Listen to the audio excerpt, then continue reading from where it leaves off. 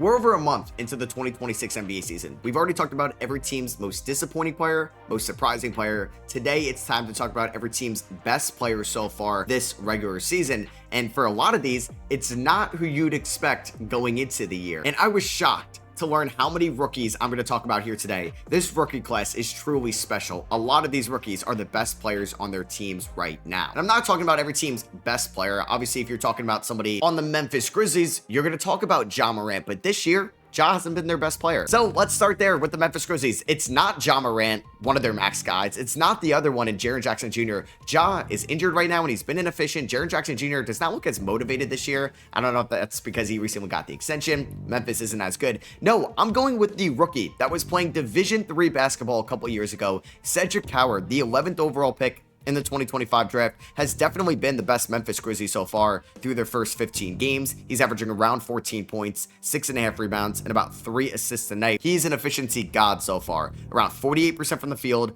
40% from 3, 90% from the free throw line. He's a rookie that has a true shooting percentage so far of 63%. That is mind-blowing. And Cedric Coward has also been a positive defender for this team. 6'6". He is super strong. He's got great hand size. We all learned that throughout the combine, and he's displaying his 3-and-D material here so far throughout this NBA season so far. He went to Willamette University. That is a Division III school. And then he went to Eastern Washington, then played about 5 games last year for Washington State. And he's been the best Memphis Grizzly so far. I've been so impressed by Coward so far this year, and it's looking like he can end up on an all-rookie first team award this season. This one could be controversial, so Mavericks fans, let me know if you would have went with PJ Washington, who I could definitely talk about here. I'm going to talk about Cooper Flagg for the Dallas Mavericks. Anthony Davis has been hurt and unreliable. Kyrie Irving was not going to play in the first half this year. I think Cooper Flagg has been the best Dallas Maverick in their disappointing season so far. Yeah, an 18-year-old kid is the best Maverick so far in the 2026 season. Cooper Flagg is averaging around 15 points, 6 rebounds, and 3 assists a night, shooting around 45% from the field, 30% from 3, and 78% from the free throw line. But the Dallas Mavericks have one of the better defenses in the NBA this year statistically, and that's largely because Cooper Flagg has been a great defender out of the gate for the Dallas Mavericks. That's why he went #1 overall, because he was going to be an NBA-ready defender from day one. And over Cooper Flagg's last 11 games, after a little bit of a slower start, which you would get from an 18-year-old kid, he's averaging around 16.5 points, 7 rebounds, a steal and a half a night, and is shooting around 48% from the field. So he's starting to find his footing so far. Over his last 11 games, he's had a bunch of games shooting over 50 and 60% from the field. He's more comfortable in transition, finishing around the rim. Just think about how good he is right now as an 18-year-old. Think about how good he's going to be when he's a 25-year-old. He's going to be an all-star one day in this league, and he's looking the part this year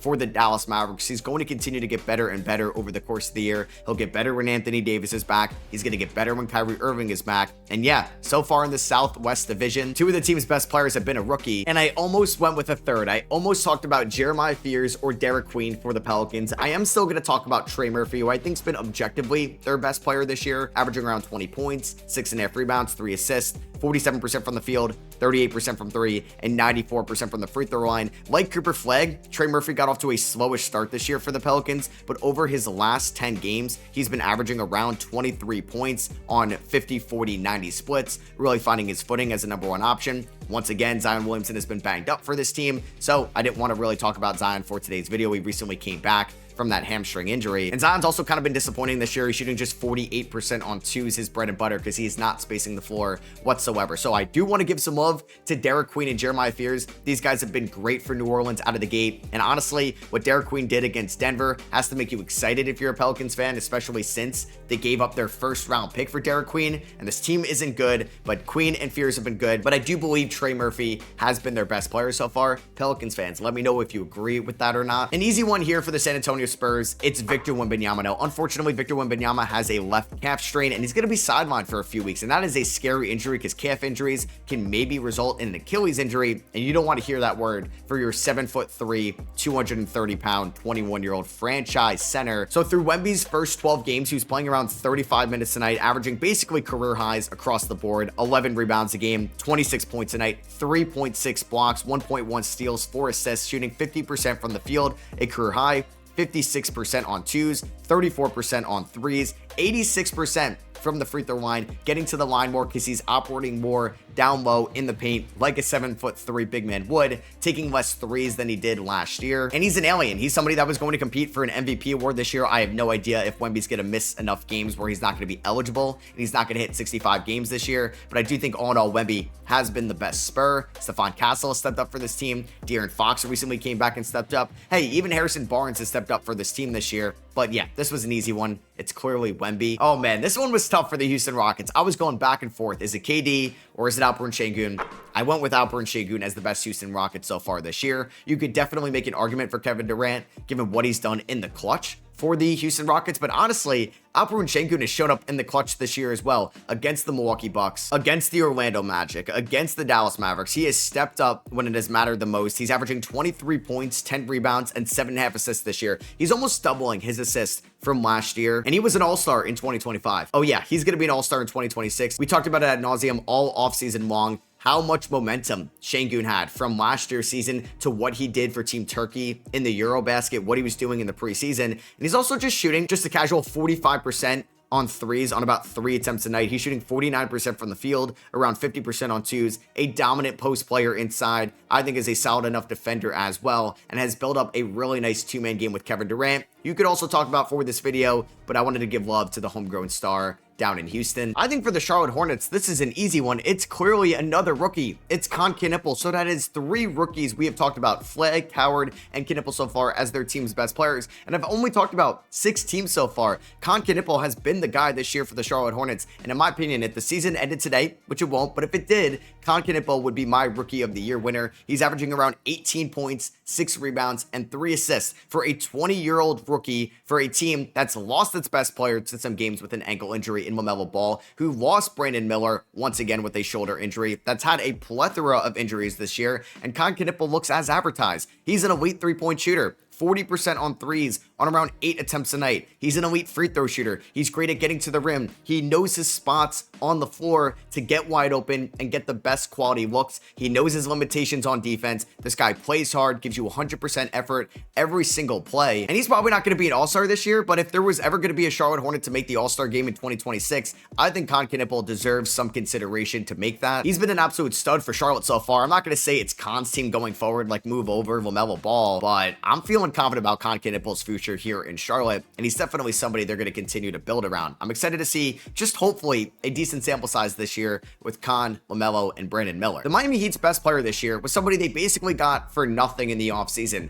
Norman Powell. This is one of the best bang for your buck pickups from the 2025 offseason. They essentially gave it up Kyle Anderson, Kevin Love, second round draft capital for somebody that's scoring 25 a night for this team. Tower Hero is about to come back, but in his absence, Norman Powell has been the clear #1 option on this team, shooting about 50% from the field, 47% from 3, and 93% from the free throw line. 25 points on almost 50-50-90 splits. It's incredible what Norman Powell has done this year. He's playing on an expiring contract. We know he took that leap last year with the LA Clippers. He had injuries last year. He's been banged up a little bit this year, but if Norman Powell could stay healthy, this is a lethal scorer for the Miami Heat. He's been better than Bam this year. Like I said, has picked up the scoring in the Tower Hero absence, and he's looking like a stud for Miami, somebody they definitely need to re-sign at the end of the year. I think there's 2 young guys you could bring up for the Washington Wizards. Definitely want to give some love to Keyshawn George, what he's doing in year #2 for somebody that went in the 20s last year, but I'm still going to go with Alex Sarr as the best Washington Wizard this year. The team that's pretty much been the worst team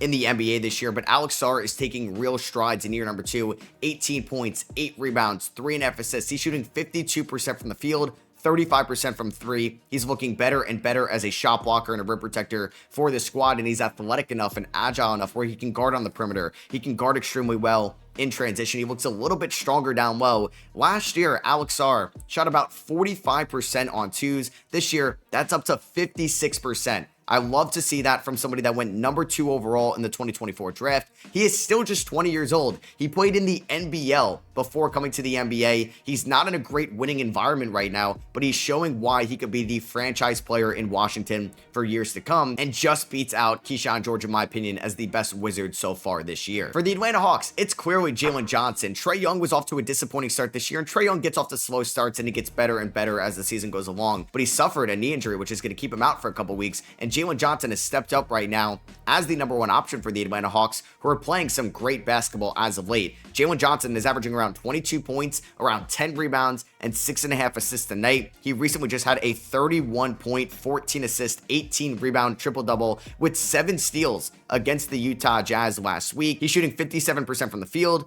38% on threes, 63% on twos. That's what I want to see out of Zion Williamson. I'm seeing that from Jalen Johnson this year. 83% from the free throw line on about 5 attempts a night. He plays great defense. He's a two-way player. And if the three-point shot is going to fall like it currently is, this guy is going to be an all-star and maybe even an all-NBA player this year. For the Orlando Magic, it could have been 2 guys going into the year, right? You could talk about Paolo Banchero or Franz Wagner, but Paolo Banchero went down with an injury against the New York Knicks. And I think Franz Wagner has been the best Orlando Magic this year, averaging around 23 points, 6.5 rebounds, and 4 assists, shooting about 46% from the field, 34% from 3, and 84% from the free throw line. Franz's bread and butter is getting downhill, finishing at the rim, and using his 6'10", 230-pound frame to finish inside, absorb contact, and he has been great in stepping up as a #1 option since Paolo Banchero got injured. He's commanding a higher workload, a higher usage, and he's stepping up, and the Orlando Magic are also playing some great basketball as of late. I mean, I'd be on their train even more if they were able to pull off that win against the Houston Rockets last week. And Franz Wagner's shot is still coming and going. He's taking more threes right now, and the shot is starting to dip a little bit. He was a really good three-point shooter to start off the year. It's dipping into the lower 30s. Franz, just shoot 34% from 3 this year, and you're going to average 26 points per game. But he's a good defender. He's still a solid offensive player. He's been the best Magic. For the LA Lakers, they recently just got back LeBron James. Austin Reeves has definitely had his moments this year as the best Laker, but in my opinion, it's got to go to Luka Doncic, who is the scoring leader in the NBA right now, averaging over 34 points per game. That is insane. 34, 8, 9 a night. He's shooting around 47% from the field, 31% from 3, 79% from the line, taking about 22.5 shots per game, leading the NBA in free throws attempted per night with about 12.5, and free throws made around 10 a night. Luka is still looking like one of the best offensive players in the NBA now that he's in his first full year in Los Angeles. He won the scoring title with the Mavericks back in 2024, not that long ago when they went to the NBA Finals, and Luka could definitely win the scoring title this year. He's been struggling a little bit around the rim, or at least taking less shots around the rim this year, which is something to keep an eye on, but he's averaging over 34 points a game. He's been an absolute superstar on the offensive end of the floor and has really kept the Lakers alive while LeBron was out with sciatica. Speaking about keeping an LA team alive,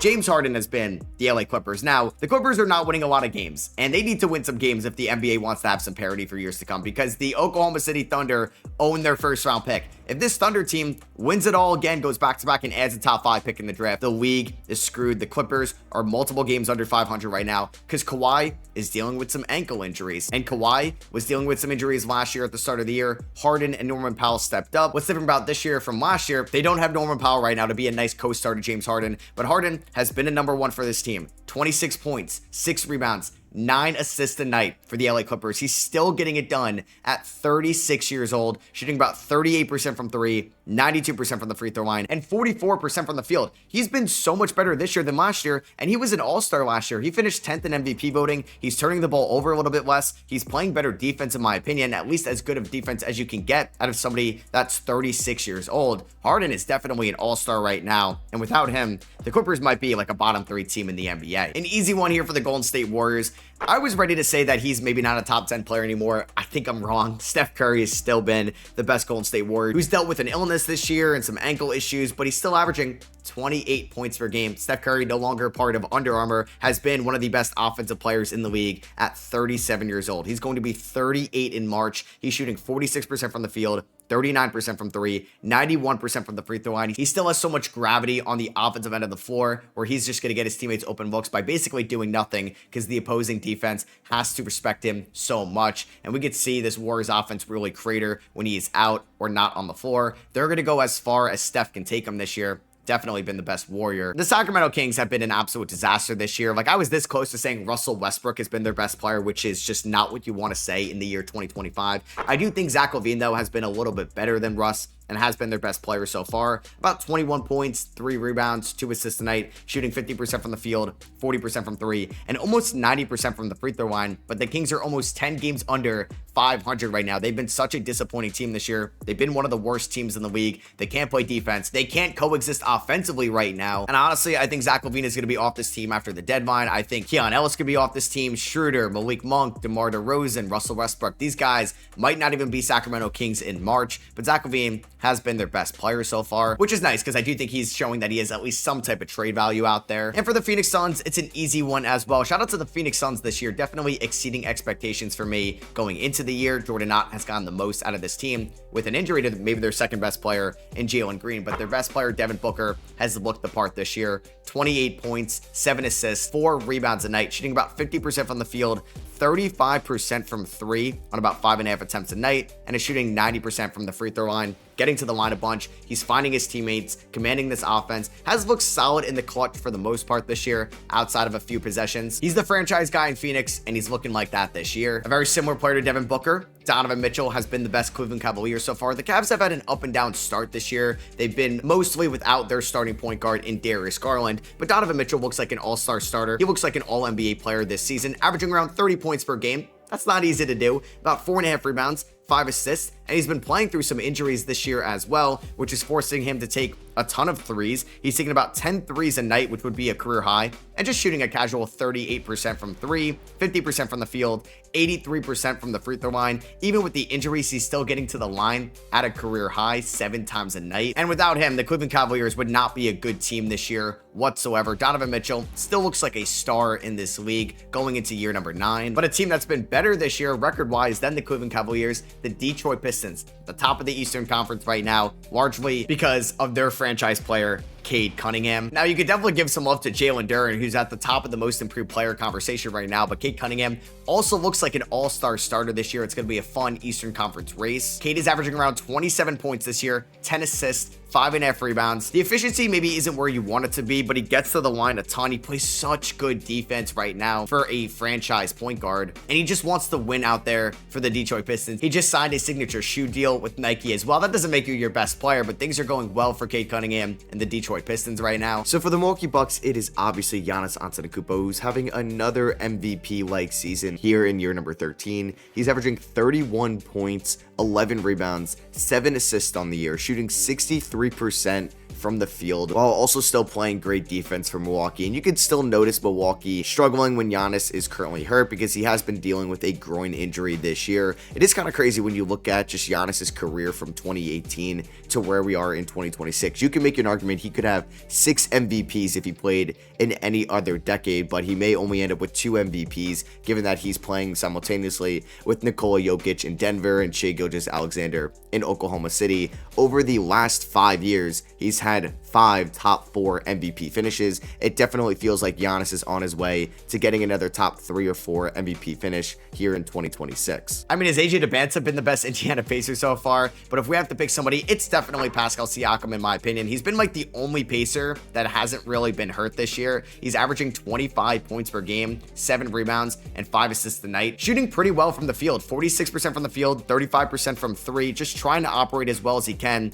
as the number 1 option. With basically everybody being hurt this year on the 2026 Indiana Pacers, there have been a total of 20 different Pacers so far this year that have played a game for Indiana, and we're not even in December yet. And at one point, they're probably going to shut down Pascal Siakam because this team is tanking for a top 3 pick in the draft. And for the Chicago Bulls, I'm going to go with Josh Giddey. Josh Giddey had so much hype at the start of the year. I mean, he's averaging a near triple-double right now, about 21 points, 10 rebounds, and 10 assists so far throughout his first 12-ish games, shooting 47% from the field, shooting 37% from 3 on career-high volume, and is also shooting 75% from the free throw line, getting to the line the most he's ever had in his career. He shoots 50% on 2s. He has such great court vision for a 6'8" point guard, which is what you want in the modern NBA. And if Giddey can be this good of a 3-point shooter, he's definitely going to be a first-time All-Star in 2026. Got to give some love to what Nikola Vucevic has done in the clutch, but I think all in all, Giddey has been their best player. This one may shock you, but for the Minnesota Timberwolves, I'm not going with Anthony Edwards. I'm actually going with Julius Randle, who got that nice contract extension from Minnesota in the offseason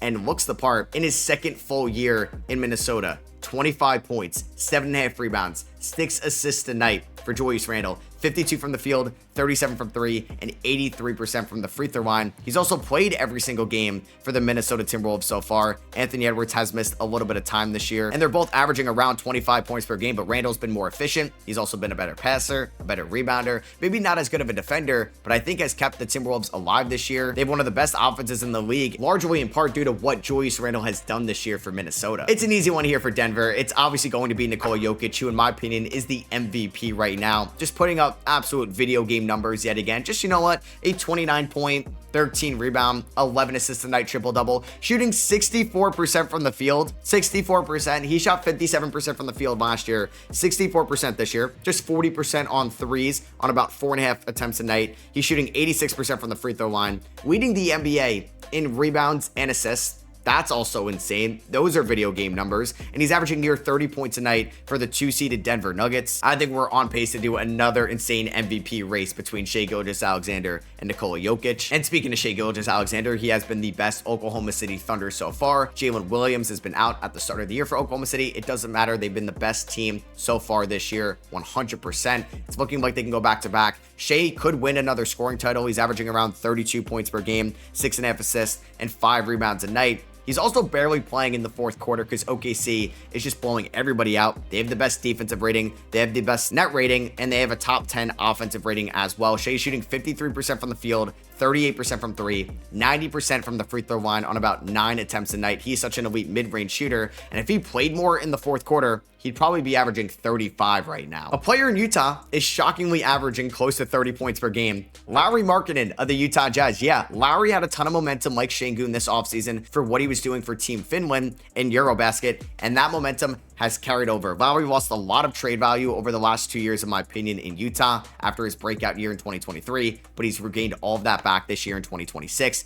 averaging 30 points per game, 6 rebounds, 2 assists a night, a steal, shooting 48% from the field on 21 shots a game, 38% from three on about 10 threes a night. He's also been a great free throw shooter, 89% from the line on about 7 attempts per game. He's finishing extremely well at the rim. He's an elite three-point shooter at 7 foot tall. Like, yeah, maybe the Jazz could trade him this year, but they're going to get a haul back if they do decide to move him. I don't know if they will. The Jazz have actually looked like a competent team this year because Markkanen has been a top 20 player in the league. And I mentioned it before that Jalen Duren is going to be at the top of the most improved player race, as well as Denny Avdija over in Portland. He's been the best Blazer so far. 26 points, 7 rebounds, 5 assists a night. This was a player that we thought he could be in Washington. This is the player we saw in the second half last year with Portland. After a bad start to the year, I remember last year when I was talking about every team's most disappointing player early in the year, I was talking about Denny Avdija. He looks so much more comfortable getting downhill, finishing around the rim, 48% from the field, 38% from three,